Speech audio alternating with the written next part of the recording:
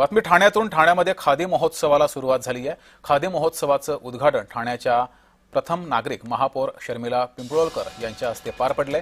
विविध नाविन्यपूर्ण खादी गोष्टींचं प्रदर्शन देशातील सर्व शासकीय कार्यालयात आणि लाल किल्ल्यावर फडकवण्यात येणारी खादी ध्वज महाराष्ट्र अक्कलकोट येथे तयार केले, त्यांचा देखील प्रदर्शनामध्ये समावेश आहे। पंतप्रधान नरेंद्र मोदी यांनी खादी भारतीयांनी वापरावी यासाठी अनेक योजना सुरू केल्या। या योजनेतील देखील काही स्टॉल या ठिकाणी लावले गेले। महोत्सवाला ठाणेकरांचा चांगला प्रतिसाद मिळतोय।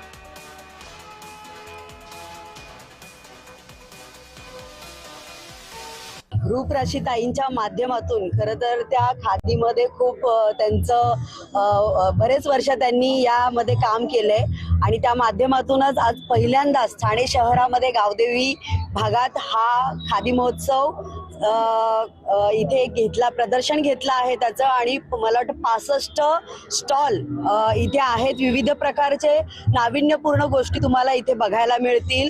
ठाणेकरांना विनंती असेल माझी की त्यांनी या प्रदर्शनाचा लाभ घ्यावा। साथियों, आपको जानकर खुशी होगी कि देश में खादी और ग्रामोद्योग का पूरा जो उत्पादन है वो 1,72,000 करोड़ के बराबर है। हमारे जितने पीएमईजीपी के यूनिट्स हैं वो 1.94 करोड़ लोगों को स्वरोजगार देते हैं।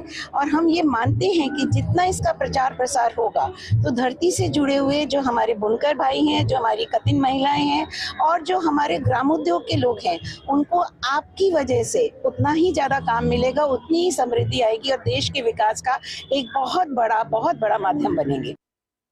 जसं केंद्राच्या अंडर येतं तसं राज्याचं खादी व ग्रामोद्योग मंडळ आहे, जे ग्रामोद्योगांसाठी मुख्यतः काम करतं आणि अनेक ग्रामोद्योगांचा विकास आम्ही वेगवेगळ्या स्कीम्सच्या माध्यमातून करतोय।